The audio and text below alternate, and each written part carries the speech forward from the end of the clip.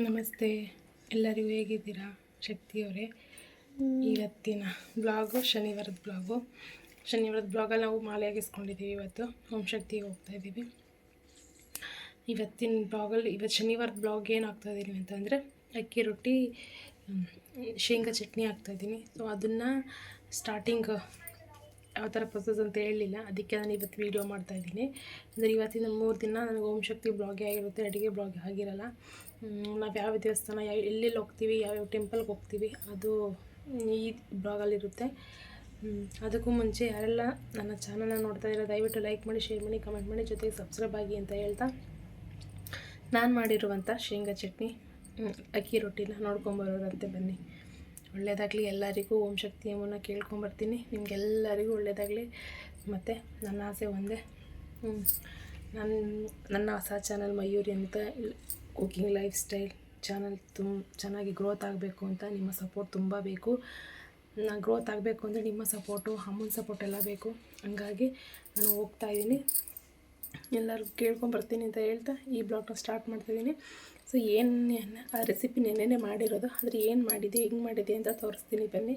ಆಮೇಲೆ ಓಂ ಶಕ್ತಿಗೆ ಹೋಗ್ತಾಯಿದ್ದೀರಾ ನೀವು ಇದನ್ನು ಅಂತೆಲ್ಲ ಕೇಳಕ್ಕೆ ಹೋಗಬೇಡಿ, ಅಂದರೆ ನಾವು ಹೇಳಲಿಲ್ಲ, ಹಾಗಾಗಿ ಇವತ್ತು ಹೇಳಿ ಹಾಕ್ತಾ ಇರುವಂಥ ರೆಸಿಪಿ ಇದು, ನೋಡ್ಕೊಂಬನ್ನಿ.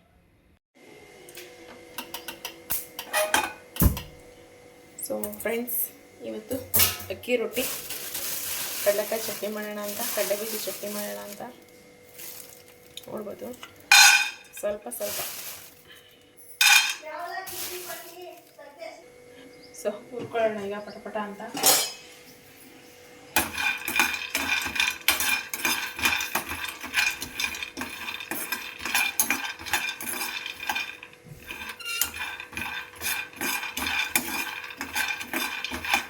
ಇದು ಇಟ್ಕೊಂಡು ಮೆಣಸಿನ್ಕಾಯಿ ಮಾಮೂಲಿ ಏನೇನು ಹಾಕ್ತೀನಿ ಅಂತ ತೋರಿಸ್ತೀನಿ.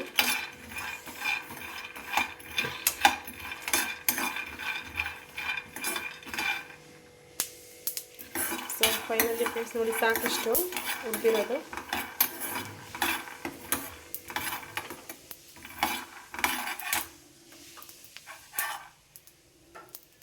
ಇದ್ರ ಜೊತೆಗೆ 4 ಮೆಣಸಿನ್ಕಾಯಿ ಹಾಕ್ಬಿಡೋಣ.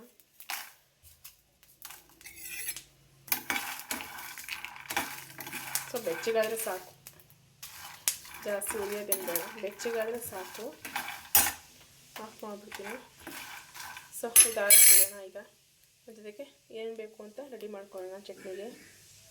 ಸೊ ಫ್ರೆಂಡ್ಸ್, ನುಗ್ಗೆಡ್ಡೆ ಬೆಳ್ಳುಳ್ಳಿ ಹಾಕ್ತಾಯಿದ್ದೀನಿ, ಸ್ವಲ್ಪ ಕೊತ್ತಂಬರಿ ಸೊಪ್ಪು, ಸೊ 4 ರಿಂದ 5 ಮೆಣಸಿನ್ಕಾಯಿ, ಸ್ವಲ್ಪ ಬೆಚ್ಚಗೆ ಮಾಡ್ಕೊಂಡಿರೋದು. ಇದು ಕಡಲೆ ಬೀಜ,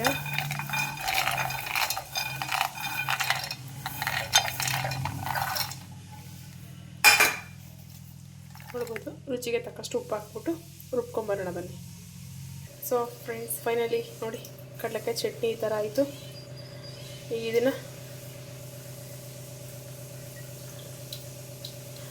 ಸರಿ ಪಟ್ಪಟ ಅಂತ ಒಂದು ರೊಟ್ಟಿ ಹಾಕ್ತೀನಿ, ಯಾವ ಥರ ಹಾಕ್ತೀನಿ ಅಂತ. ಬಳಿಯೋ ರೊಟ್ಟಿ, ನನ್ನ ಕೈಲಿ ಬಳಿಯುವಂಥದ್ದು. ಸೊ ತೋರಿಸ್ತೀನಿ ಬನ್ನಿ.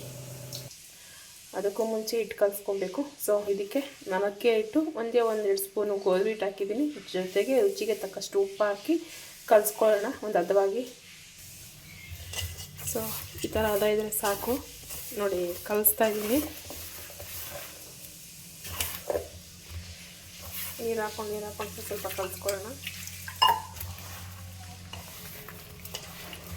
ನಮಗೆ ಹೆಂಗೆ ಬಳಿಯೋಕ್ಕಾಗುತ್ತೆ ಆ ಥರ. ನಿಮಗೆ ಕೈಲಿ ಬಳಿಯೋಕ್ಕೆ ಬರಲ್ಲ ಅಂತ ಅಂದರೆ ಒಂದು ಮಿಕ್ಸಿಲಿ ಅಕ್ಕಿ ಹಿಟ್ಟನ್ನು ಚೆನ್ನಾಗಿ ಕಲಿಸ್ಕೊಂಡು ಸ್ವಲ್ಪ ಗಟ್ಟಿಗೆ ಅದನ್ನು ರುಬ್ಕೊಂಡು ಆಮೇಲೆ ಸೌಟಲ್ಲಿ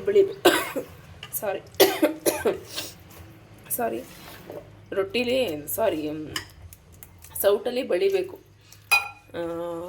ಯಾವ ಥರ ಬಳಿಬೋದು ಆ ಥರ ಬರುತ್ತೆ. ನಮ್ಮದು ಕಬ್ಬಿಣದ್ದಲ್ವ ರೊಟ್ಟಿ ಕಲ್ಲು, ಹಂಗಾಗಿ ಕೈಲಿ ಎಳೆದ್ರೆ ಚೆಂದ. ನಮಗೆ ಬಳಿಯೋಕ್ಕೆ ಬರಲ್ಲ ಅನ್ನೋರು ಆ ಥರ ಮಾಡ್ಬೋದು. ಏನೆಲ್ಲ ಈಸಿಯಾಗಿ ಮಿಕ್ಸಿಲಿ ಆಡಿಸ್ಕೊಂಡು ಸೌಟಲ್ಲಿ ನಮ್ಗೆ ಯಾವ ಥರ ಬೇಕೋ ಆ ಥರ ಬೇಕೋಬೋದು. ನೋಡಿ ನಾನು ಈ ಥರ ಮಾಡಿದ್ದೀನಿ, ನೋಡ್ಬೋದು. ಸೊ ಈಗ ಪಟಪಟ ಅಂತ ಬಳಿಯೋಣ. ನೋಡಿ ಈ ಥರ ಆಗಿದೆ ಹಿಟ್ಟು. ಸೊ ನಾನು ಹೇಳಿದ್ನಲ್ಲ ಈ ಥರ ಕಬ್ಬಿಣದ ಹಂಚು, ಅದಕ್ಕೆ ಕಾವು ಜಾಸ್ತಿ ಬರಬೇಕು, ನೀಟಾಗಿ ನಾವು ಹೆಂಗೆ ಹೇಳಿದ್ರಂಗೆ ಬರುತ್ತೆ. ಸೊ ಬನ್ನಿ ತೋರಿಸ್ತೇನೆ. ಚೆನ್ನಾಗಿ ನೀಟಾಗಿ ಚೆನ್ನಾಗಿ ಕಾಯಬೇಕಲ್ಲು, ಇದು ಕಾಯಬೇಕಲ್ಲು ಚೆನ್ನಾಗಿ ಕಾದರೆ ಚೆನ್ನಾಗಿ ರೊಟ್ಟಿ ಬರುತ್ತೆ. ಸೊ ತೋರಿಸ್ತೀನಿ ಬನ್ನಿ. ಸೊ ಫ್ರೆಂಡ್ಸ್ ನೋಡ್ಬೋತಿರ್ಗ ನಾನು ಈ ಥರ ಮಾಡ್ಕೊಂಡಿರೋದು, ಅಂದರೆ ಕಲಸಿದ ಮೇಲೆ 2 ನಿಮಿಷ ಇಟ್ಟರೆ ಸ್ವಲ್ಪ ಗಟ್ಟಿ ಬರುತ್ತೆ. ನಿಮಗೆ ಬೇಕು ಅಂತ ನೀರು ಹಾಕ್ಕೊಂಡು ರುಚಿಗೆ ತಕ್ಕಷ್ಟು ಲವಣ ಹಾಕ್ಕೊಂಡು ಕಲಿಸ್ಕೊಳ್ಳೋದು. ಈಗ ಬಳಿಯೋಣವಾ, ಬನ್ನಿ ಬಳಿಯೋಣ.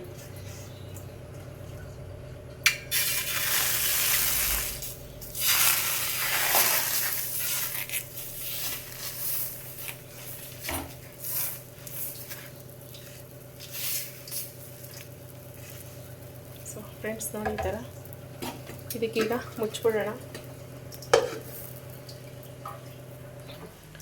ಮುಚ್ಚಿದ್ರೆ ಚೆನ್ನಾಗಿ ಅದು ಮುಚ್ಚಿದ್ರೆ ಚೆನ್ನಾಗಿ ನೀಟಾಗೆಲ್ಲ ರೋಸ್ಟ್ ಆಗುತ್ತೆ. ರೋಸ್ಟ್ ನಿಮ್ಗೆ ಯಾವ ಥರ ಬೇಕು ಅಂದ್ರೆ ಆ ಥರ, ತೆಳ್ಳಗೆ ಬೇಕು ಅಂದರೆ ಚೆನ್ನಾಗಿ ಕರ್ಮ ಥರ ಇರುತ್ತೆ.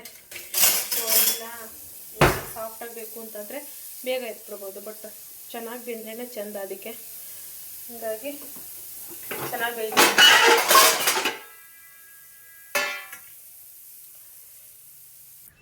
ಸೊ ಈಗ ಎತ್ತೋಣ ಇದನ್ನು ನೋಡಿ, ಹಿಂಗಿದೆಯಲ್ವಾ, ಒಂದೆರಡು ಸೆಕೆಂಡ್ ಬಿಡಬೇಕು. ಈ ಥರ ಸಡನ್ನಾಗಿ ಎತ್ತಕ್ಕೆ ಹೋಗ್ಬಾರ್ದು, 2 ಸೆಕೆಂಡ್ ಬಿಡಬೇಕು. ಆಮೇಲೆ ಸ್ವಲ್ಪ ಕೆಳಗಡೆ ಎಲ್ಲ ಚೆನ್ನಾಗಿ ಬೆಂದಿರುತ್ತೆ. ನೋಡ್ಬೋದು, ಗೊತ್ತಾಗ್ತಾ ಇದೆ ನಮಗೆ ಬೆಂದಿದೆ ಇದು ಅಂತ. ಸೊ ನೋಡಿ ಹಿಂಗೆ ಎತ್ತಿದ್ರೆ ನೀಟಾಗಿ ಬಂದ್ಬಿಡುತ್ತೆ. ಎಲ್ಲೂ ಏನು ಹಿಂಗೆ ಗುಜ್ಜೋದು ಮಾಡೋದು ಏನು ಬೇಕಾಗಿಲ್ಲ. ನೋಡಿ ಈ ಥರ ಚೆನ್ನಾಗಿ ಒಟ್ಟಲ್ಲಿ ಕಲ್ಲು ಚೆನ್ನಾಗಿ ಕಾಯಬೇಕು. ಕಲ್ಲು ಚೆನ್ನಾಗಿ ಕಾದರೆ ನಮ್ಗೆ ಹೆಂಗೆ ಬೇಕು ಆ ಥರ ರೊಟ್ಟಿ ಬರುತ್ತೆ.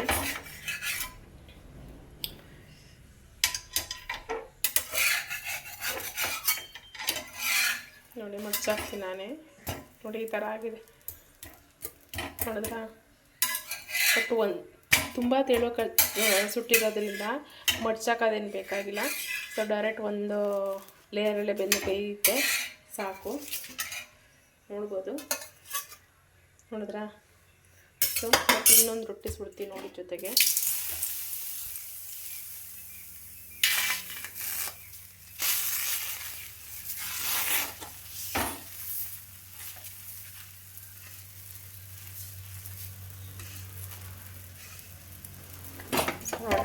ಇದನ್ನು ಹಂಗೆ ಮುಚ್ಚಿಬಿಟ್ಟು ಬೇಯಿಸೋಣ ಈಗ. ಸೊ ಮತ್ತೆ ಇನ್ನೊಂದು ತೆಗಿತಾ ಇದ್ದೀನಿ ನೋಡಿ, 1-2 ಸೆಕೆಂಡ್ ಅಷ್ಟೇ. ನೋಡಿ ಎಷ್ಟು ಚೆನ್ನಾಗಿ ಬಂದಿದೆ ರೊಟ್ಟಿ. ಹಿಂಗೆ ಎತ್ತಿದ ತಕ್ಷಣ ಬಂದ್ಬಿಡುತ್ತೆ ನೋಡಿ. ನೋಡಿ ಎಷ್ಟು ಚೆನ್ನಾಗಿ ಬರ್ತದೆ, ತುಂಬ ಚೆನ್ನಾಗಿ ಬರುತ್ತೆ. ಬಟ್ ಕಲ್ಲು ಚೆನ್ನಾಗಿರ್ಬೇಕಷ್ಟೇ. ನಾವು ಬಳಿಯೋದು ಮತ್ತು ಕಲ್ಲು ನಾವು ಯಾವ ಥರ ಬಳಿತೀವಿ ಅದ್ರ ಮೇಲೆ ಇರುತ್ತೆ. ಮಂದ ಬೆಳೆದ್ಬಿಟ್ರೆ ಒಂದು ಕಡೆ ಬೇಯಲ್ಲ, ಒಂದು ಕಡೆ ಬೆಂದಿರುತ್ತೆ, ಆ ಥರ ಎಲ್ಲ ಆಗುತ್ತೆ. ಸೊ ಒಂದೇ ಹದದಲ್ಲಿ ನೀಟಾಗಿ ಈ ಥರ ನೀಟಾಗಿ ಮಾಡಿಕೊಂಡ್ರೆ ಎಷ್ಟು ಚೆನ್ನಾಗಿರುತ್ತೆ, ತುಂಬ ಚೆನ್ನಾಗಿರುತ್ತೆ. ನೋಡ್ಬೋದು ನೀವು ಎಷ್ಟು ಚೆನ್ನಾಗಿದೆ ರೊಟ್ಟಿ ಅಂತ. ಸೊ ಆ ಥರ ಮಾಡಿ ಚೆನ್ನಾಗಿರುತ್ತೆ. ನೋಡ್ಬೋದು ನೀವು ಎಷ್ಟು ಸಾಫ್ಟಾಗಂತೂ ಇಲ್ಲ, ಸಾರಿ. ಇದು ಒಂಥರ ಯಾವ ಥರ ಅಂತಂದರೆ ಮುರಿದ ತಕ್ಷಣ ಅಕ್ಕಿ ಹಪ್ಪಳ ಥರ ಆಗಿರುತ್ತೆ, ತುಂಬ ಟೇಸ್ಟಿಯಾಗಿರುತ್ತೆ ನೋಡಿ. ನಿಜ ಇನ್ನೊಂಬಲ್ಲ, ಎಷ್ಟು ತೆಳುವಾಗಿ ಸುಟ್ಟಿರೋದು. ನನಗೆ ಕಾಂಬಿನೇಷನ್ ಏನು ಗೊತ್ತಾ, ಅಕ್ಕಿ ರೊಟ್ಟಿ ಜೊತೆಗೆ ಮೊಸರು ಮತ್ತು ಉಪ್ಸಾರು ಖಾರ ಇದು ನಾನು ತುಂಬ ಇಷ್ಟಪಡ್ತೀನಿ ಕಾಂಬಿನೇಷನು. ಒಟ್ಟು ಕಡಲೆಕಾಯಿ ಚಟ್ನಿ ತುಂಬ ಟೇಸ್ಟಿಯಾಗಿರುತ್ತೆ. ಸೊ ನಿಮಗೆ ಯಾವ ಥರ ಆಪ್ಷನ್ ಅದ್ರಲ್ಲಿ ಮಾಡ್ಕೊಬೋದು, ತುಂಬ ಟೇಸ್ಟಿಯಾಗಿರುತ್ತೆ. ಮಾಡಿ ತುಂಬ ಟೇಸ್ಟಿಯಾಗಿರುತ್ತೆ. ಮನೇಲಿ ಮಾಡಿ ಟ್ರೈ ಮಾಡಿ. ಅಕ್ಕಿ ರೊಟ್ಟಿ ಜೊತೆಗೆ ಉಪ್ಸಾರು ಖಾರ ಮೊಸರು ಕಾಂಬಿನೇಷನ್ ಚೆನ್ನಾಗಿರುತ್ತೆ, ಜೊತೆಗೆ ಕಡಲೆಕಾಯಿ ಚಟ್ನಿ ಚೆನ್ನಾಗಿರುತ್ತೆ. ಓಕೆನಾ. ಈ ರೆಸಿಪಿ ಇಷ್ಟ ಆಯಿತು ಅಂತ ಅಂತೀನಿ. ಇಷ್ಟ ಆದರೆ ದಯವಿಟ್ಟು ಲೈಕ್ ಮಾಡಿ, ಶೇರ್ ಮಾಡಿ, ಕಮೆಂಟ್ ಮಾಡಿ, ಜೊತೆಗೆ ಸಬ್ಸ್ಕ್ರೈಬ್ ಆಗಿ ಅಂತ ಹೇಳ್ತಾ ಈ ವಿಡಿಯೋನ ಮುಗಿಸ್ತಾ ಇದ್ದೀನಿ. ಬನ್ನಿ ಟಿಫನ್ಗೆ ತಿನ್ನೋಣ ಬೇಗ ಪಟ ಅಂತ. ಸರಿ, ಬಾಯ್.